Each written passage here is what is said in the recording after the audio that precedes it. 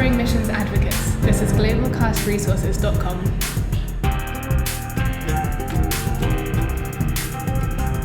Hello, I'm Bevan from GlobalCAST Resources. When you hear the term community development, what comes to mind? I don't know if you're like me, but I used to think only in terms of like water wells or agricultural projects, right? Well, for a moment, let's just set those images aside and try to get in touch with the principles behind community development. There are community development principles that have so much wisdom and gold in it into how to enter communities well. And this is so important because we are always entering communities. Whether we're called to go to the unreached, we're entering unreached communities. Whether we're called to missions mobilization and discipleship in the church, we are entering communities. Those local churches and our own families are communities. And there's ways to enter a community well that open doors, and there's ways to do it not so well that close doors. And so community development principles have so much wisdom for how to enter a community in a way that actually empowers, preserves dignity, creates ownership, allows people to discover new methods and even new worldview ideas that bring transformation and blessing to that whole community.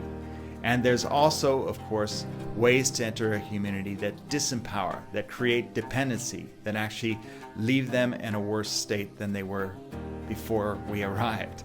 And we don't want that. So, as we've been saying in the past, mobilization is to the reached what evangelization is to the unreached. Mobilization, missions mobilization is to the body of Christ what evangelization is to the unreached. So these same principles on how that we've learned how to enter an unreached people group in a good, life-giving way, those same principles can be applied to missions mobilization.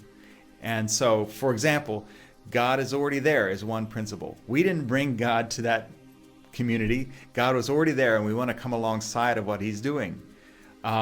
Development starts with me. That's another principle. I need to be walking out the things that I hope to see in the lives of those that I'm influencing.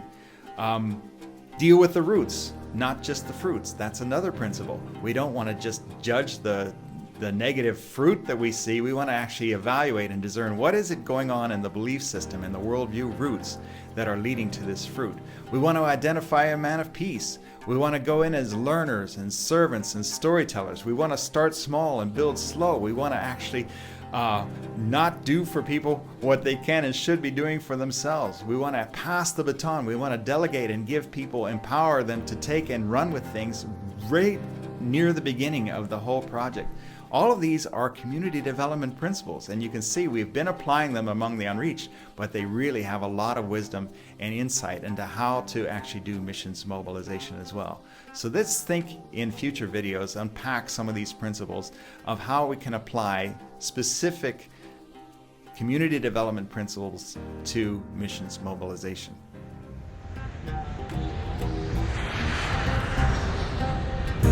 Mentoring missions advocates. This is GlobalCASTresources.com.